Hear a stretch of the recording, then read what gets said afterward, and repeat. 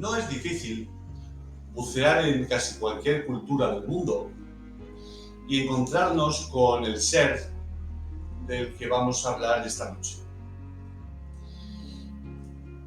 Una leyenda, un mito o incluso para algunos una realidad,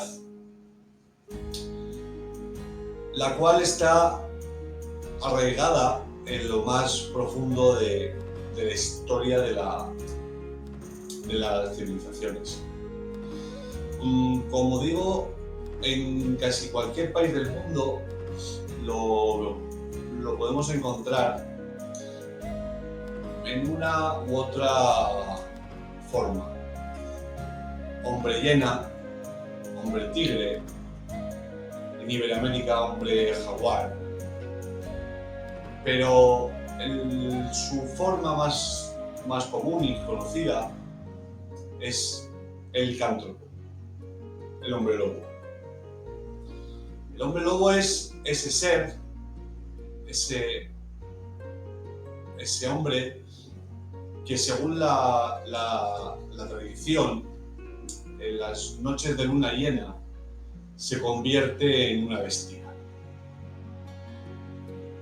En este episodio, de lo que vamos a charlar es de los diferentes puntos de vista de este ser. Punto de vista científico, antropológico y del punto de vista de la leyenda. Y para ello vamos a contar con alguien muy especial, el cual ha escrito un magnífico libro, como es Pablo Ruiz Osuna. Así que les recomendaría que se metan debajo de las sábanas y se dejen los ojos por fuera, porque comienza Uro.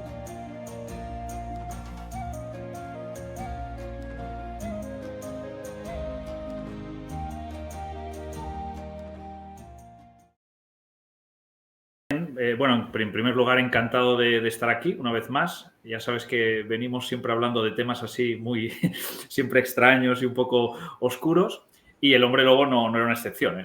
Quizá es de los que más, ¿no? Junto con los vampiros, digamos que sería lo que más llama la atención por ese halo de misterio que hay alrededor de él.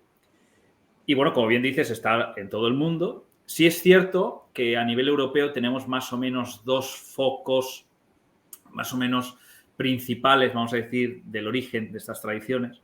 Una sería y luego veremos que tiene sus ciertas consecuencias después en cómo nos ha llegado la leyenda hasta hoy, ¿no? Que se mezclan esas dos tradiciones y entonces queda una mezcolanza que uno se queda, bueno, ¿y esto por qué se entiende así, ¿no? Una tenemos la tradición griega, ¿no?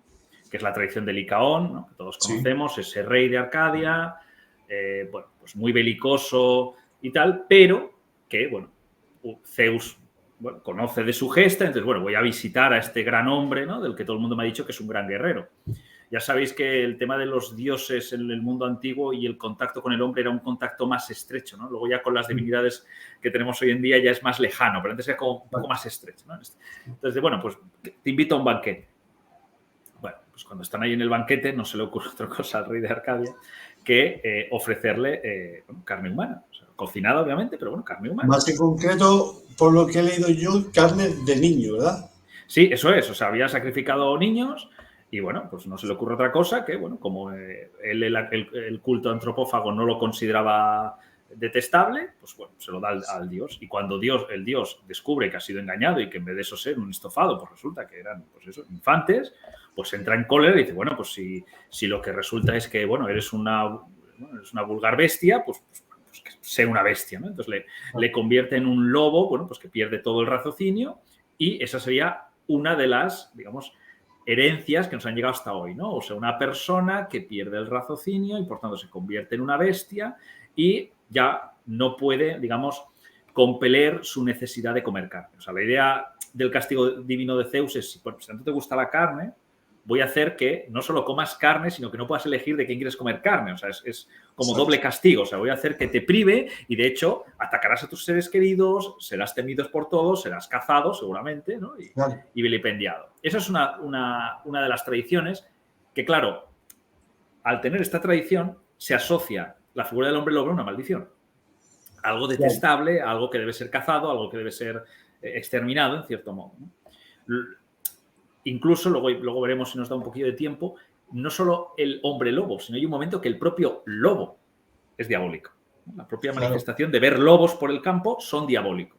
Claro. Y luego veremos por qué. Pero no quiero adelantar, vamos por partes. Sí, vamos por partes. Sí. Vamos por partes. La segunda tradición, muy interesante, es la otra, la que entendemos de los antiguos pueblos bárbaros, en especial, bueno, yo creo que no se lo descubriría a nadie, ¿no? Pues los germanos, toda la zona de Escandinavia, en que aquí aparece la figura del hombre lobo un poco distinta. Porque los antiguos germanos creían que el ser humano tenía diferentes almas, eso de cuerpo y alma es más moderno. En la antigüedad se creía cuerpo, alma, y una especie de, sobre todo los pueblos bárbaros o más animistas, creían que tenían cierta parte del alma animal, que estaba de algún modo dormida, adormecida, que podía ser despertada mediante algún tipo de ritual. Sí. Bueno, de aquí que uno de los animales de los que muchos pueblos creían descender era del lobo. Entonces decían, bueno, a través de un ritual mágico religioso vamos a despertar esa naturaleza canina, ¿no? que duerme dentro de nosotros.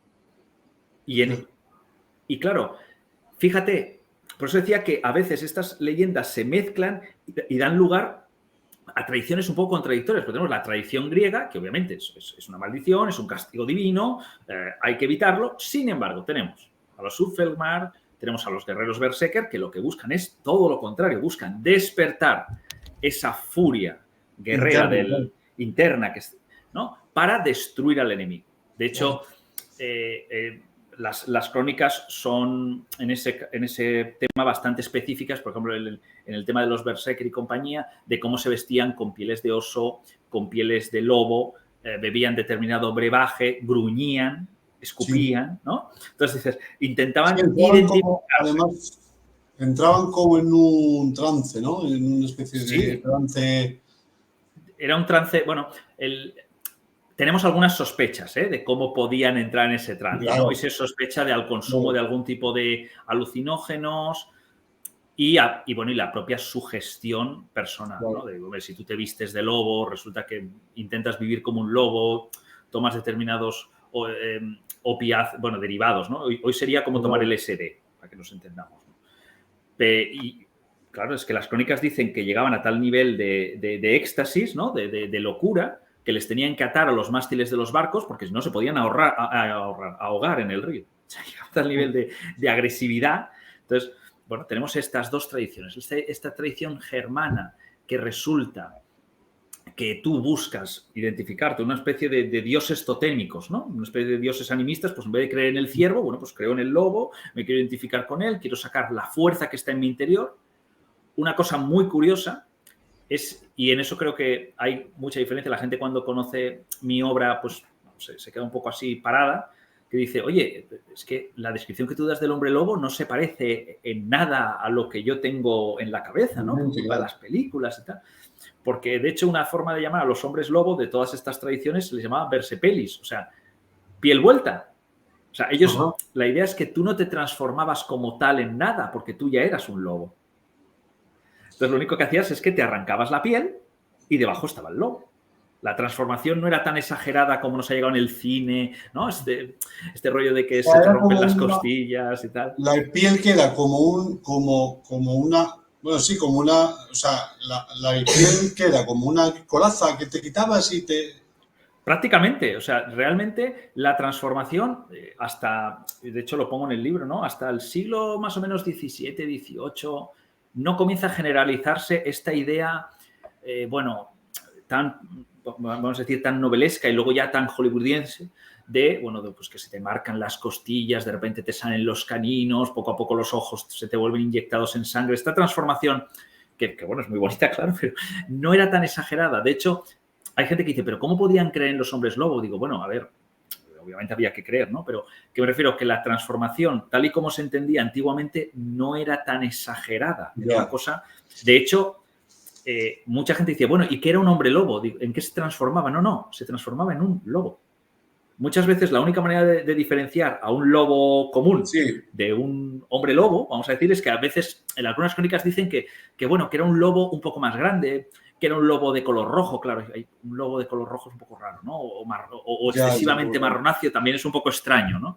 Pero pequeños detalles. O sea, la idea es que esa transformación no era tan exagerada porque tú ya eras el lobo. O sea, el lobo eres tú. Lo único que está es camuflado debajo de tu piel de humano, vamos a decir. La imagen que tenemos es hollywoodenses. Somos hijos de Hollywood, nosotros, claro.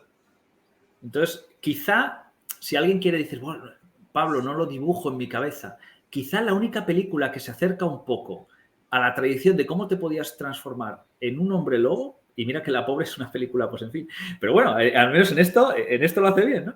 Que es la película de Van Helsing, que ya tiene unos años. Sí. ¿Cómo se transforma? De hecho, es lo que hace, se arranca la piel y debajo es, ¿no? Entonces, sí que es verdad que aún así exageran un poco de las costillas, pero dentro de lo que es lo más parecido en el de esto, también.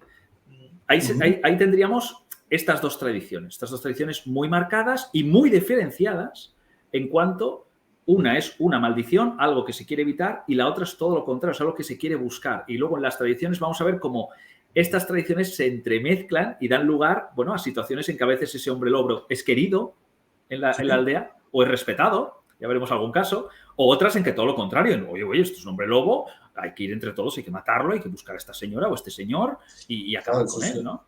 Entonces, hay esas dos diferencias de, bueno, ¿cómo puede ser? Claro, cuando luego ves los dos padres comunes, vamos a decir, de todas estas tradiciones, al menos a nivel europeo, comienzas a entender de por qué esta disparidad de leyendas, y qué pasa. Claro, lo curioso además es que es lo que comentábamos antes, ¿verdad? Que no solamente es, digamos, en Occidente, sino que en África tienen sus hombres hiena, en Latinoamérica tienen sus hombres jaguar, es decir, en todo el mundo existe la conversión esa de hombre a fiera, digamos, ¿no? Eso es. De hecho, claro, cuando planteamos con Sonia y Elisa, que son mis compañeras coautoras del libro, cómo podíamos hacer el libro, dijimos, oye, es que el tema del hombre lobo, tampoco diré que todo se ha dicho sobre él, porque, bueno, es inmenso, ¿no? Tú podrías estar casi siglos cogiendo una leyenda tras otra. Pero al menos las 4 notas definitorias a nivel europeo estaban ciertamente bastante tratadas y por libros, así como otras veces digo, qué pena, ¿no? Las cosas que hay. Eso sí que encontré algunos libros que, oye, está bien tratado. Pero en cuanto salías de Europa, no. Había ese gran vacío. Y bueno, pues en el resto del mundo debe haber algo. Y claro, puede pasar desapercibido porque en otros continentes pues no hay lobos. No en todas las partes del mundo hay lobos. Pero comenzamos a encontrar figuras mitológicas, teriantrópicas, que cumplían prácticamente la misma misión del hombre lobo. Me explico. Es decir, si tú cambiabas lobo por hiena, el resto de la tradición, de la historia, de los supuestos poderes, de cómo se consigue transformarse, de quién se puede transformar o quién no, se parecen muchísimo. O sea, es que eran como casi 2 gotas de agua. Por poner un ejemplo, los hombres tigre, ¿no? De la India. Pues, sí. Los hombres tigre también dicen, bueno, hay unas personas que se convierten en hombres tigre. Bueno, ¿quién se convierte en los hombres tigre? Solamente pueden determinadas personas que descienden de la raza no sé qué. Hombre, claro. Qué curiosidad, ¿no? Porque las fuentes romanas ya hablan de algunas tribus especiales que podían transformarse a voluntad, pero solo esa tribu y solo los descendientes de esa tribu tenían la capacidad de convertirse en hombre lobo a voluntad. Bueno, entonces, ostras, esto se parece mucho, ¿no? Entre una figura y otra. Cierto ritual, siempre incluye cierto ritual iniciático, chamánico, de ingesta de algún tipo de bebida. Claro, siempre está relacionado con todo esto. Siempre está relacionado sobre todo, no digo que siempre, pero vamos, si me dicen, ¿y en qué porcentaje, Pablo? Pues en un 90%, vamos a dejar el 2% del error, ¿no? En que son grupos muy cerrados, a los secta, prácticamente, sí, claro. en tiempos más antiguos, guerreros, luego ya se queda como una especie de secta religiosa, a veces magia negra, una cosa así, pero como origen guerrero, ¿no? Es decir, hombres, ¿quién quiere ser hombre leopardo? Pues qué casualidad. Un grupo de guerreros que creen la magia de sangre, que cree que a través de la ingesta de determinado alimento místico se pueden convertir en hombres leopardo, que buscan por todas las maneras identificarse con ese animal, se visten como ese animal, ¿no? Y toda la retórica alrededor se parece muchísimo a la del hombre lobo. Entonces, esa especie de, bueno, hay una fuerza que será imparable. Por ejemplo, es muy típico que haya cierta idea, hasta cierto punto, no diré de que ser un hombre lobo, o en este caso un hombre tigre, o un hombre leopardo, o lo que queráis, no diré invencible, eso ya es más moderno, pero la idea de que sí que te da ciertos poderes sobrehumanos, sí, en el sentido de que a lo mejor puedes aparecerte en mitad de la noche y eres tan rápido que te desapareces y nadie te ha vuelto a ver, ¿no? O sea, esta idea de que te puede servir para estar un poquito por encima del resto de guerreros, sí lo he encontrado, ¿no? Y sí lo encontrabas en todas estas tradiciones. Por eso hay un momento en que dijimos, escucha, yo creo que todo esto tiene que entenderse como una misma figura. O sea, que esta hombre llena es el hombre lobo de África, con todos los perdones, ¿no? El hombre lobo de África. Fíjate, hasta en otros lugares, ya un poco más loco, ¿no? Que al final, ahí sí que hubo cierta discusión sobre si incluirlo o no, pero hemos llegado a incluir incluso la tradición en África, que aún está bastante viva, por cierto, una cosa curiosa, del hombre cocodrilo. O sea, de gente que cree que desciende de un dios cocodrilo, llega al nivel, por eso te digo que hay toda una parte detrás, pues mistérica tal, de hacerse laceraciones en la piel en forma de la piel ¿no? Emulando la piel del cocodrilo, de escamas, con la idea de que es que yo provengo de eso y entonces cuando le preguntan a ti quién te creó, pues a mí no me creó ningún dios, a mí me creó el dios cocodrilo. Yo soy descendiente de la tribu cocodrilo y a través de determinado rito me puedo transformar o no. Siempre hay las dos historias. O yo busco alguna especie de rito o aparece un chamán que por buenas intenciones o a veces por malas intenciones te transforma en ese bicho, ¿no? En ese bicharraco que vas haciendo. Entonces es curiosísimo todo esto que hay, ¿no? Sí, además es que si nos retrotraemos todavía más, incluso en las antiguas religiones, la egipcia, sin ir más lejos, ahí todos los dioses antiguos eran mitad hombre, mitad animal también. Eso es. En Iberoamérica también, en Asia también, entonces siempre ha habido esa conexión, ¿no?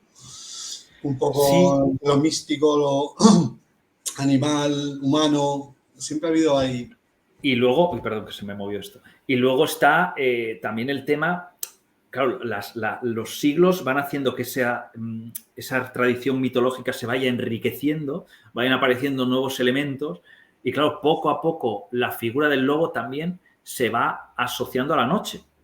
Claro. O sea, incluso la idea de luna llena es relativamente moderna. Antes a lo mejor no tenía podía ser en luna menguante o podía ser la transformación, variaba mucho. No. Es muy curioso porque ahí incluso, ¿ves? Estas cosas de investigar están bien porque a veces tú mismo te das cuenta de que alguna cosa que tú tenías en la cabeza preconcebida, que a lo mejor no le habías dado excesiva importancia, porque dices, bueno, lo de la luna llena yo tampoco le había dado mucha importancia, ¿no? No, pero es algo que sí que lo tienes desde... Que lo tienes. Se transforma cuando sale luna llena. ¿No? Y entonces te lo tienes predispuesto y nunca lo has cuestionado. A lo mejor otras cosas sí que decías, oye, seguro que son lobos a dos patas. Esto es un poco raro, ¿no? Eso a lo mejor sí que investigabas con idea de decir, ya verás cómo no era así. Efectivamente no era así, ¿no?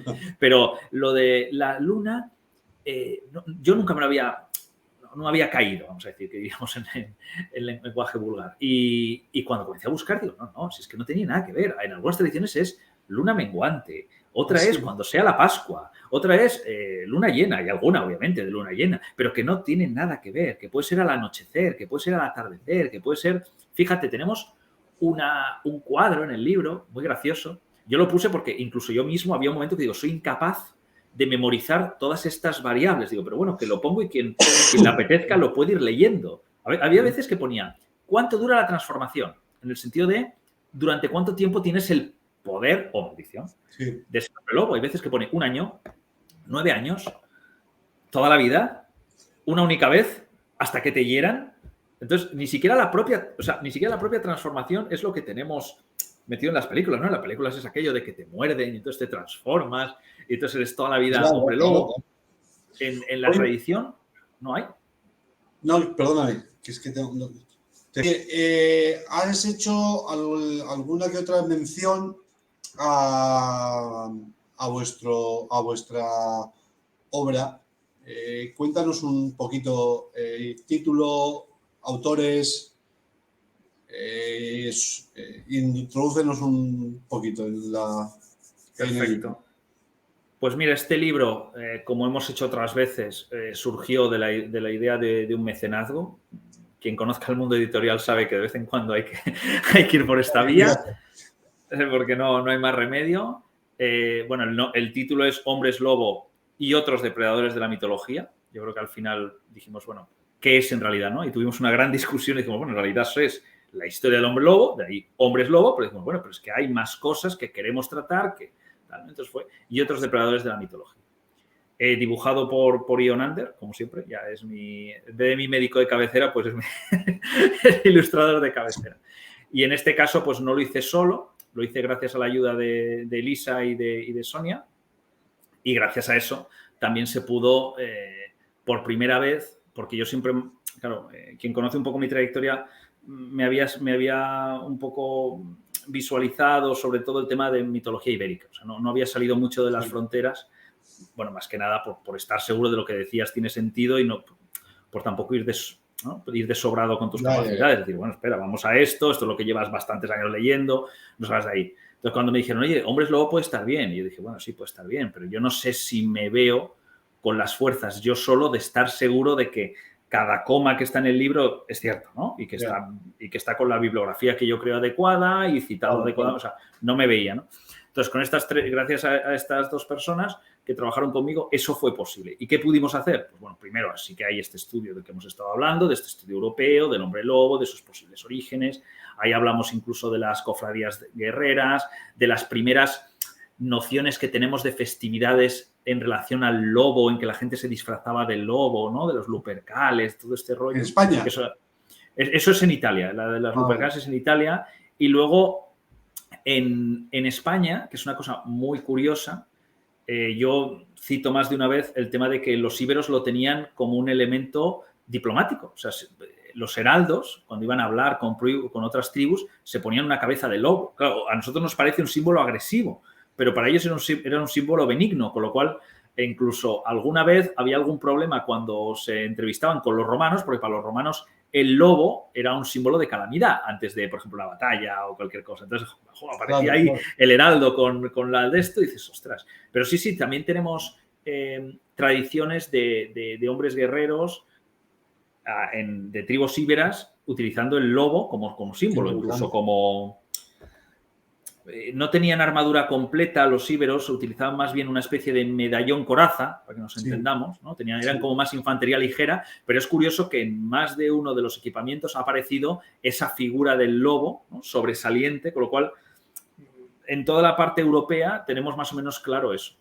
Una vez vimos todo eso, dijimos, escucha, ¿qué pasa en el resto de continentes? Esto tiene que haber algo, ¿no? Y cuando destapamos la caja de Pandora, aquello fue espectacular, porque, bueno, de encontrar la tradición de cierto niño que era descendiente de un dios tiburón y que, por tanto, a determinada edad, sin poder controlarlo, pues sin saberlo, se ve que... Porque te acuerdas que antes hemos dicho que la tradición puede ser muy diferente sobre qué determina que te transformes, durante cuánto tiempo, por qué. Bueno, pues aquí se ve que el catalizador de la transformación era tener determinada edad y comer carne humana.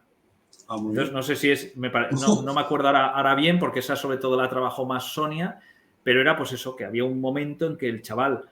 pues veía que alguien se había hecho sangre y ante eso y el hambre que le entraba, pues sin podérselo evitar, se convertía en un hombre tiburón y comenzaba a atacar a los que hasta entonces habían sido sus vecinos, sus amigos, sus ciudadanos. Y digo, bueno, es que el catalizador se parece mucho, la idea de un hombre con unas características diferentes al resto de su tribu, que solo tiene él y que cuando explota se vuelve un peligro para los suyos, Sí. se parece muchísimo al hombre lobo. Por lo cual dijimos, bueno, es que puede estar en el libro porque cuadra. Entonces, yo creo que la gente, este libro, vas a ver que es muy diferente porque todas estas criaturas que, bueno, a veces veías algún post en Instagram, alguna cosa así, pero que no le habían dado la profundidad de decir, escuchen, yo creo que todo esto es un único tronco común. O sea, un hombre hiena es muy parecido al hombre lobo en casi todo. Ya lo verán cuando ustedes lo vean.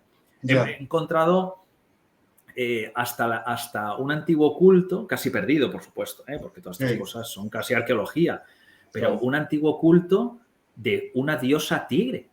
Y ellos creían que ella les protegería en la batalla, le rezaban en mitad de la India. Y entonces, pues bueno, la hemos dibujado como nos hemos podido imaginar, porque tampoco había muchas descripciones de, bueno, mujer tigre. Digo, ¿cómo? Digo, oye, haz lo que puedas, ¿no? Claro, entonces, hay veces que yo sí, haz lo que puedas. Me había encontrado esto, haz lo que puedas, pero cosas curiosísimas. Luego, por ejemplo, es muy curioso que la gente asocia todas estas leyendas a una cosa, bueno, antiquísima, 1800, bueno, ¿qué vamos a hacer, no? Pero ver que en pleno siglo XXI, y esto sabe muchísimo más que yo, obviamente, Javier Resines, que para eso tiene lo de criptozoología, ¿no? Sí, bueno, te encuentras los llamados skinwalkers. Sí. Tenemos pendiente algo, a ver si llega a las mismas conclusiones que yo, ¿no? Pero desde aquí lanzo el balón y si escucha este episodio, seguro que está más o menos de acuerdo, ¿no? En el sentido de decir, aparte de los hombres lobo, hay otra serie de criaturas que uno no sabría cómo catalogar, pero es como si fuera una reinterpretación o una adaptación o, no sé, una vía diferente del mito tradicional del hombre lobo, que es esta idea de, por ejemplo, esto está pasando mucho en Estados Unidos, de teóricos avistamientos de perros imposibles, perros que dices, bueno, es que esta raza no existe, ¿no? De acuerdo a lo que usted me ha dicho. Uh-huh. Perros perros bípedos, una especie de hombres lobo, bueno, pero claro, pero al revés, ¿no? O sea, la idea es que la mayoría del tiempo hablamos de hombre lobo, ¿no? Un hombre que se transforma en un lobo, pero también hay cierta tradición un poco más moderna, con lo cual yo lo hablo en el libro, no sin ciertos, ¿no?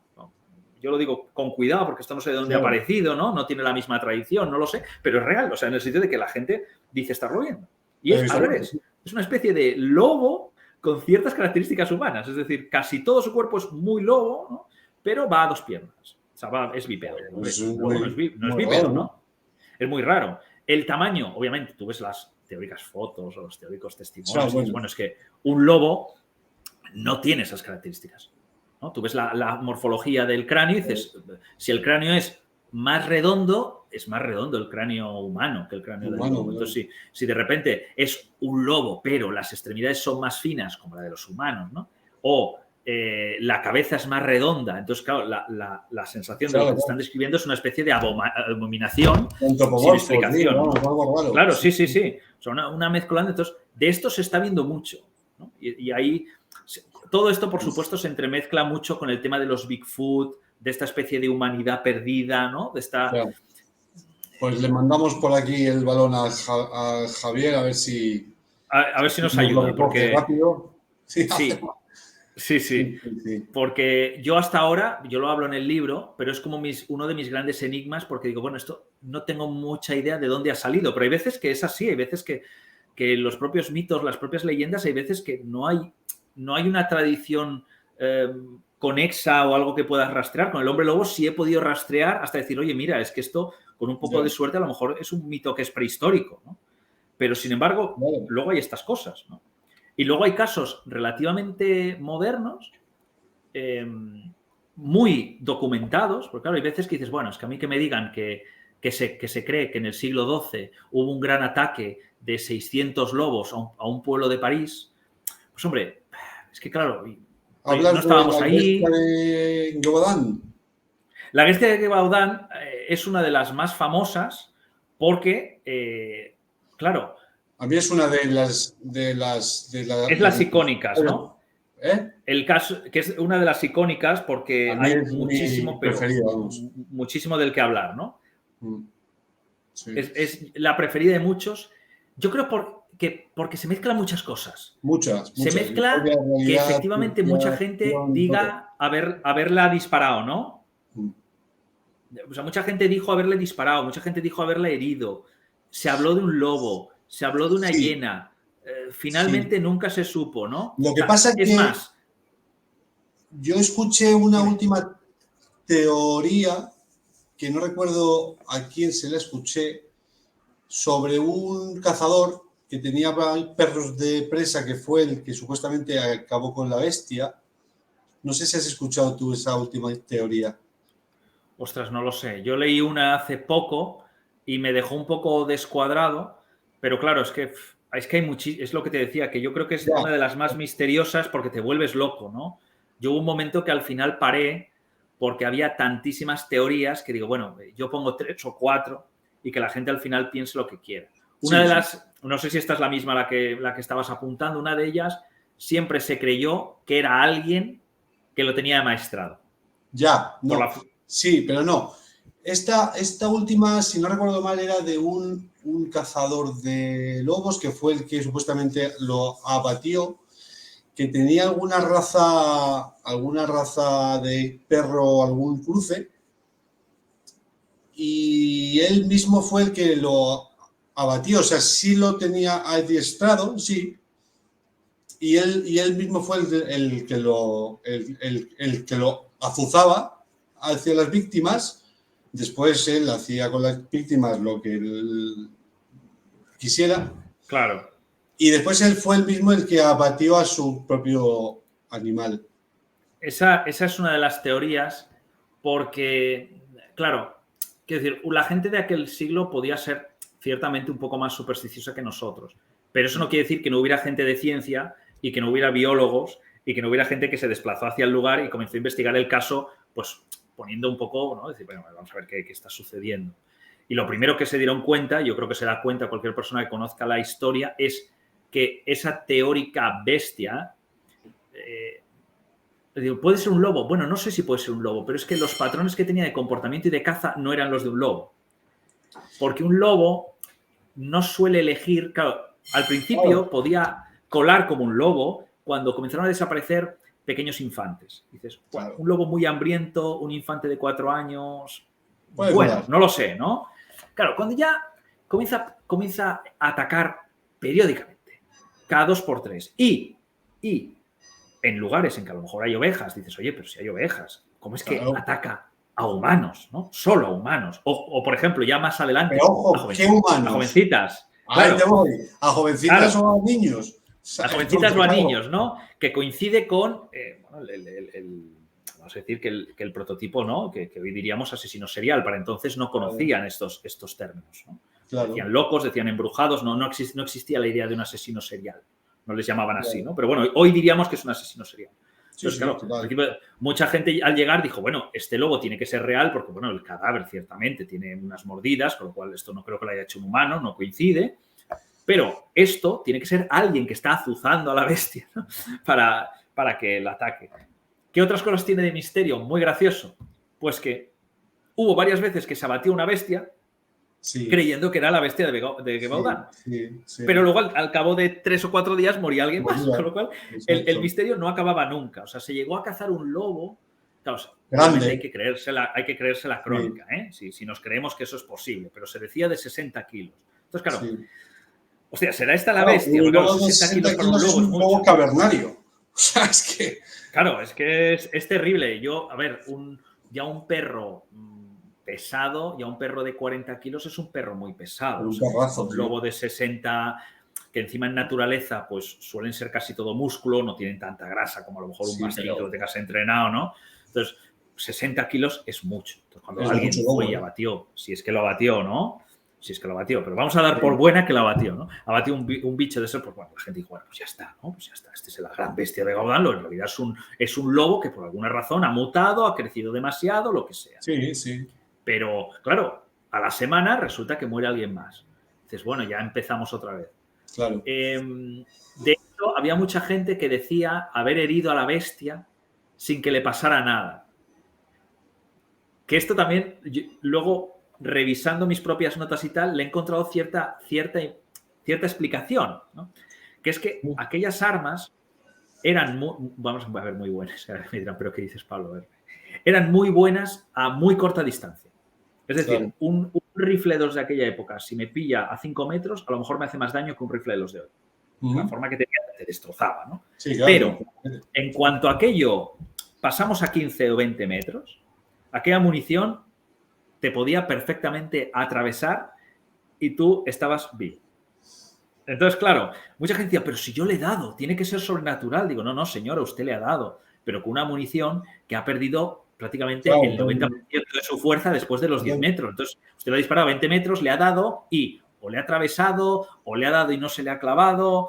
Claro. Entonces, le ha pegado 3 tiros y en realidad le ha hecho una herida subcutánea. Pues bueno, a ver, que se acordará de usted, ciertamente. Sí, se acordará de usted, pero no. Se acordará, pero poco más. Entonces, no pasa de ahí he visto cierta explicación a eso, pero bueno, es una de las historias más, vamos a decir, más misteriosas, porque también cuando se supone que cazaron a la bestia y que la pasearon, jolín, ya la podrían haber puesto en formol o algo. Si no estoy mal informado, se la llevaron a Francia, pero se pudrió luego. Claro, es que esto pasaba 1000 veces, ¿no?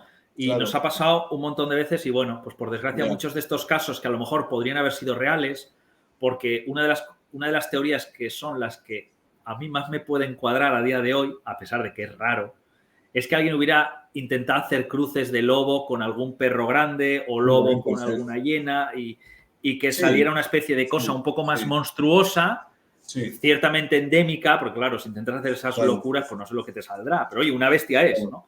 Entonces, eso me cuadra un poco, pero nunca lo sabremos por lo que dices tú, ¿no?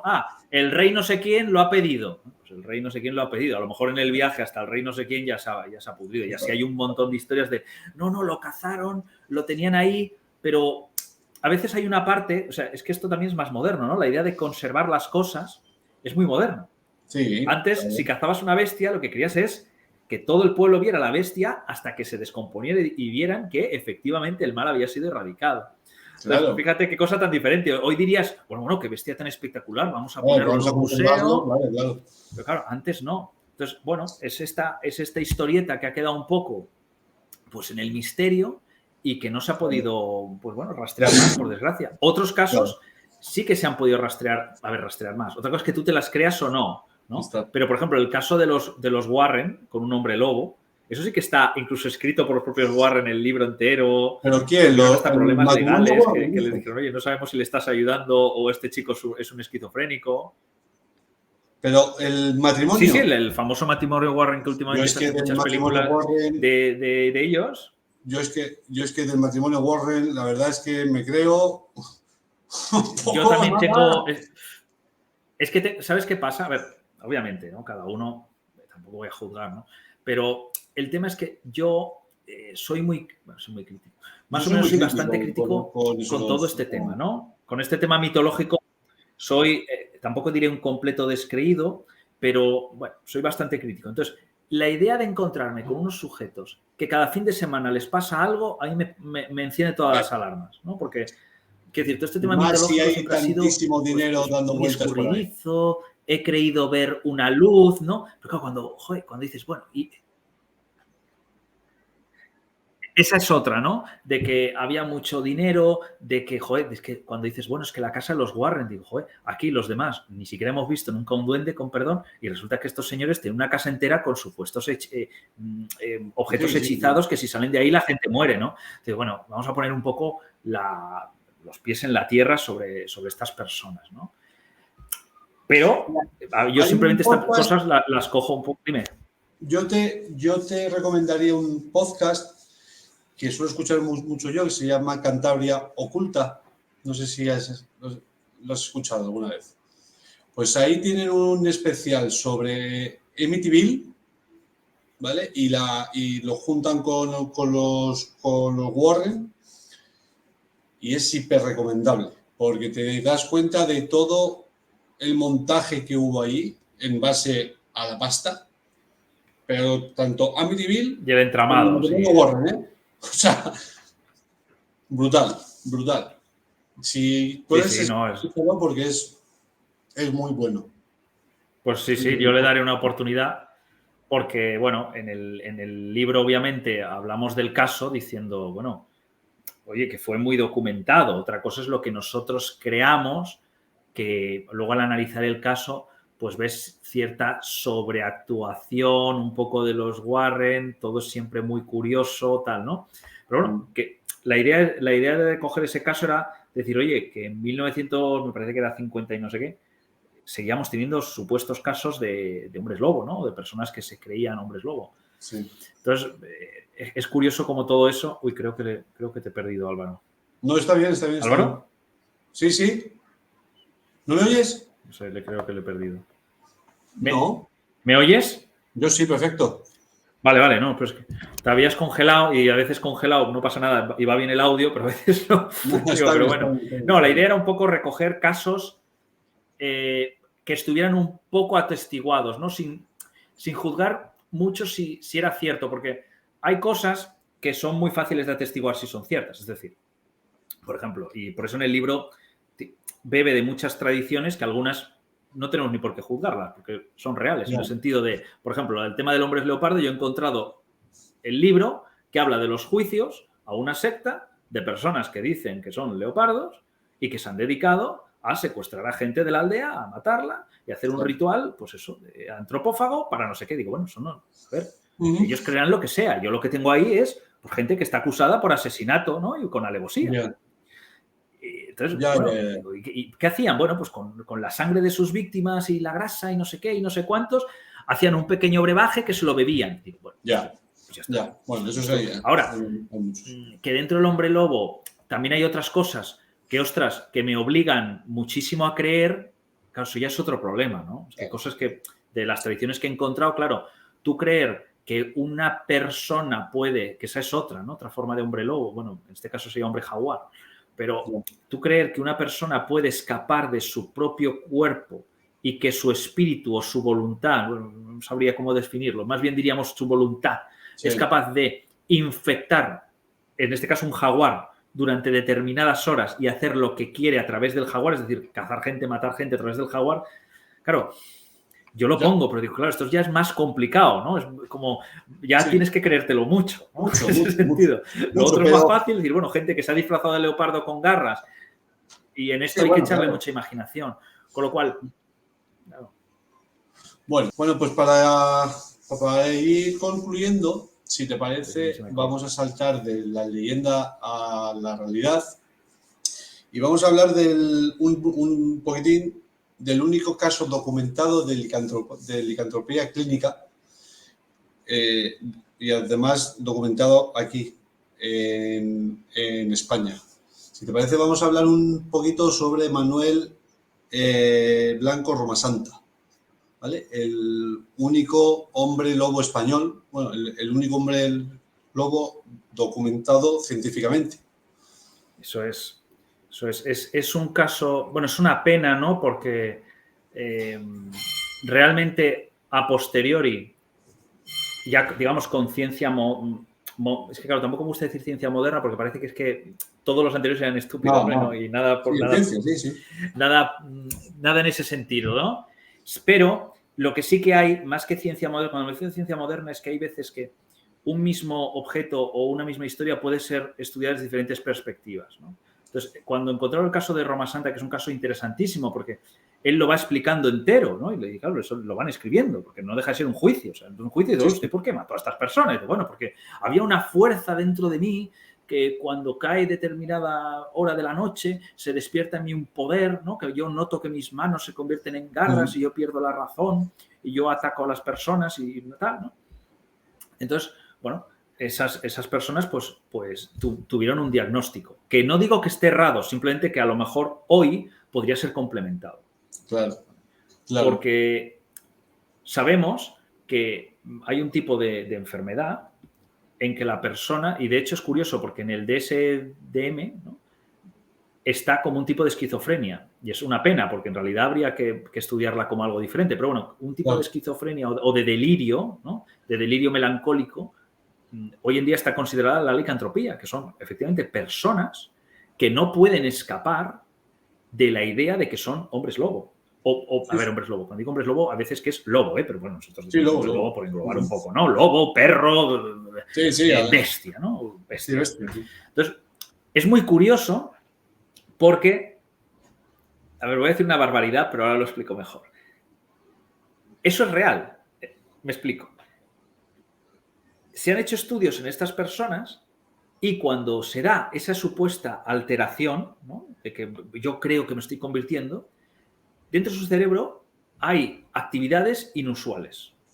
O sea, que para esa persona es imposible escapar de ese trance porque su cerebro le está engañando y realmente él está viendo lo que dice que le pasa. O sea, él ve que sus manos se convierten en garras o él ve que tiene una furia inusitada, ¿no? Sí, sí. Bueno, ¿y esto cómo puede ser, no? ¿Cómo puede ser que él no pueda escapar a eso si las personas normales no ven? Digo, bueno, pues una parte es que él está delirando, pero también hay que mirar que una parte del cerebro también no está funcionando correctamente y le está haciendo que no pueda escapar de esa fantasía. Para él esa fantasía es real. O sea, en su caso, claro, es un hombre lobo de verdad, porque dentro de su cabeza le están pasando cosas diferentes a nivel cerebral.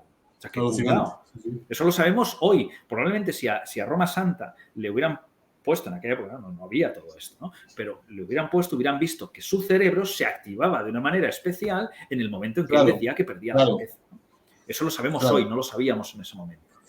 ¿Qué otras cosas no sabíamos? Por ejemplo, sabíamos, y esto va a ser un boom, que el caso de Roma Santa, por algunas descripciones médicas que nos han llegado, lo que pasa es que esto lo tendría que ver un experto, más experto que yo, pero si podía tener hermafroditismo, perdón, que es que la palabra también cuesta.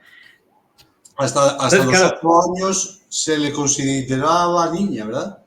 Claro, entonces, bueno, una persona, claro, hoy dice, pero ¿y eso qué más da? Bueno, ¿qué más da, hijo mío, en el siglo XXI?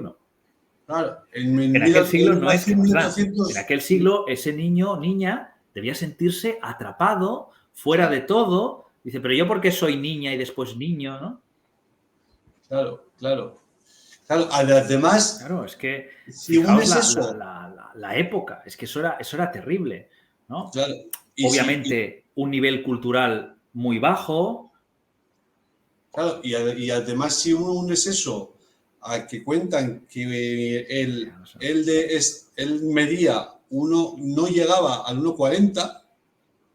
Claro, no, entonces, es que claro, era aquello, el pobre tenía, pues eso, muchas patologías. Muchas, claro. Muchas patologías que una sola no tiene por qué explicar todo esto, pero claro, tú las vas juntando y al final digo, bueno, es que esta persona tenía todo. Es más, si mal no recuerdo, porque pero si mal no recuerdo, yo creo que incluso también murió por un problema estomacal a pocos días que le dieran la sentencia. No se sabe exactamente. Era una persona que ciertamente estaba desequilibrada en todos los sentidos, ¿no? Bueno, pues una persona demasiado pequeña. Claro. Una cosa rarísima, ¿no?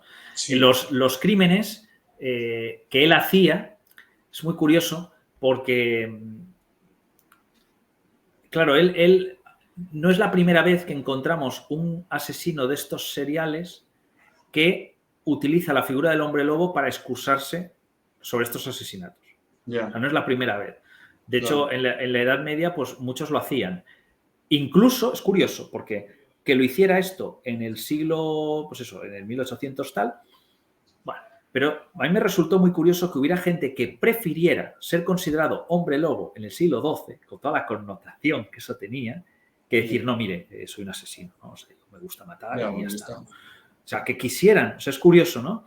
O sea, los de Guillaix, no sé cómo se llamaban, Guillaix algo, porque son franceses y yo soy fatal para los nombres, ¿no? Pero parece que eran 2 hermanos y que creo que medio recortado lo pongo porque la historia es larguísima, ¿no? Toda la documentación que hay, entonces en el libro la corté mucho. Pero bueno, para los oyentes, que les quede claro, el tema es que eran 2 hermanos que habían hecho auténticas atrocidades y en vez de aceptar las atrocidades, en el juicio dicen cosas que incluyen magia negra, pactos con el diablo, transformación en el hombre lobo. Digo, sé si es mejor o peor que el otro, considerando que estás ante la Inquisición, que es mejor decir, no, mire, yo no tengo ningún pacto con el diablo, simplemente, pues mire, soy mala persona, ¿no? Lo que sea, ¿no? Pero querían decir que era hombre lobo, con lo cual es curioso que en algunos casos se da esta fascinación por decir soy hombre lobo, es una cosa. Entonces, que Roma Santa dijera eso, pues llamaba mucho la atención. Luego, claro, alguno me ha hecho la broma de decir, oye, ¿por qué no cogieron a Roma Santa y lo encerraron en una celda y tú estás vigilándolo 24 horas hasta que se transforma, ¿no? Teóricamente. Lo que pasa es que claro, ya hemos dicho que esa transformación antigua no era la transformación que hoy entendemos. Porque, claro, hoy entendemos que, bueno, que Roma Santa tendría que transformarse en un bicho a dos patas de 5 metros y atravesar los barrotes. Claro, eso es lo que nos enseña el cine común.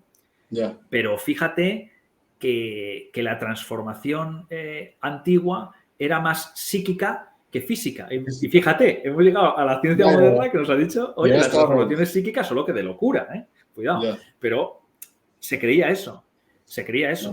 De hecho, había un cierto brebaje, y con eso cerramos porque, pobre, te estoy quitando un montón de tiempo, pero había incluso cierto brebaje que la gente tomaba para teóricamente poderse transformar durante unas horas en hombre lobo. Eso se hicieron de oro las brujas vendiéndose un cuento. Luego, cuando se ha podido rastrear un poco qué pasaba es que eran ungüentos que a nivel cerebral te pasaban varias cosas. Primera, tenías un completo trastorno de lo que veías. Realmente veías colores, veías fruto de la intoxicación. La segunda, babeabas. ¿No? Balbuceabas, no podías hablar porque te veías intoxicado. Y esta es muy interesante.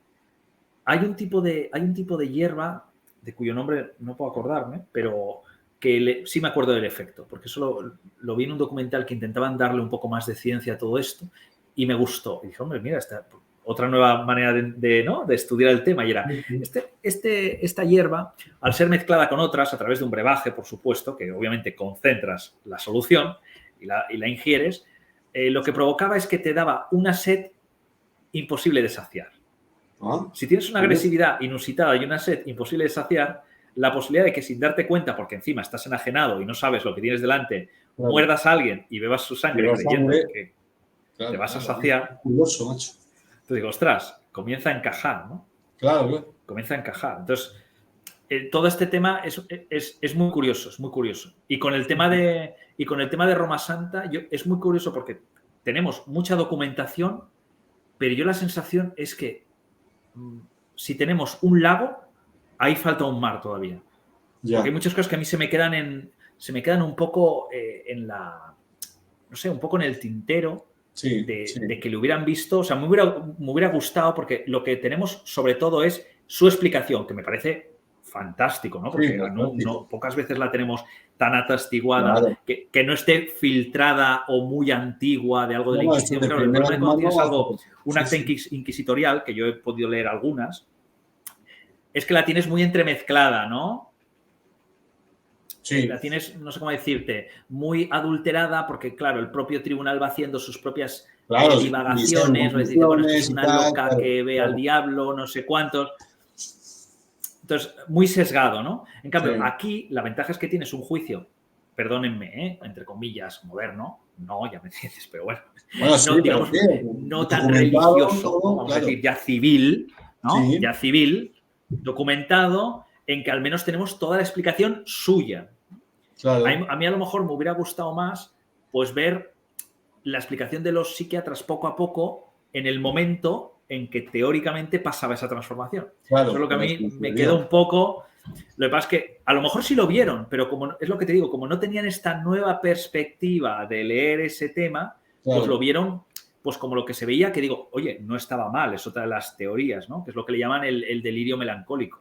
Dicen que la gente que está muy sola, pasando mucha hambre, que no sé qué, que uno de los tipos de delirio es perder la cordura y volver a un estadio animal. Esa es una de las teorías y, de hecho, en muchos de estos casos, la gente que era más de ciencia, bueno, otros decían que era el diablo, ¿no? Pero la gente que era un poco más de ciencia decía, esto es la gente que es melancólica, ¿no? La soledad, date cuenta, eso que hemos dicho, 1,40, solo, probablemente una malnutrición terrible, pues que una de las formas de locura es esa, vamos a decir, no me sale la palabra, pero quiere decir una retrospección, un retroceso animalesco. Entonces la gente pierde sus capacidades motrices normales y aparecen estos delirios de no, yo soy un perro, yo soy un lobo, yo soy no sé qué, pudiendo, bueno, de realmente, cuando ven la transformación, porque pude ver un caso relativamente cercano, o sea, cercano en el tiempo, en Argentina, el Roma Santa, claro, dice, no, 1800, bueno, en Argentina otra señora, que claro, los médicos estaban, claro, fascinados en el buen sentido, por favor, no para hacer circo, pero cierta fascinación de decir, oiga, cuando esta señora dice que se transforma, de repente le salen músculos y esta señora es un tirillas, ¿no? Que no tenía. Le salen músculos. Las manos, de repente se le ponen en forma de garra, ¿no? Claro que no tenía. De repente te comienza a saltar y esta señora pues apenas se movía, ¿no? Que no hace deporte y de repente pega unos saltos de 1 metro y pico. Claro, dices, por eso yo decía al principio que una parte de la historia del hombre lobo es cierta porque los cambios que le pasan en ese cerebro mermado se ven a nivel físico, ¿no? De que esa persona se vuelve agresiva, de que los músculos le salen, de que los ojos parece que se salen de las córneas, todo eso se lo está provocando el propio cerebro. Y sin embargo, esa persona, bueno, pues gruñe, salta, va a 2 patas, te araña. Muy curioso. Pues una vez más, encantadísimo, súper contento de haber charlado contigo. He aprendido otra vez un montón, Pablo. Y te emplazo para cualquier otro día, para charlar de otra cosita. Tenemos una pendiente con nuestro criptozoólogo preferido. Y aquí tienes el canal para cuando quieras, para lo que te apetezca. ¿Vale? Perfecto. A ver si un día le convencemos, que yo creo que estará muy interesante, porque aparte, bueno, pues Javier, que tú que ya le entrevistaste, es un pozo de ciencia, o sea que encantado. Ahí el que aprenderé seré yo, o sea que eso será magnífico. Y nada, pues oye, muchas gracias una vez más por tu espacio, tu tiempo, tu canal. Y nada, pues me lo he pasado muy bien y espero que los oyentes también, porque es un tema, pues eso, que yo me tiré, pues eso, 2 años y me tiraría otros 5, porque es un tema apasionante que cada día descubro algo más. O sea, que yo encantado. Pues encantadísimo, encantadísimo. Un abrazo muy fuerte, Pablo.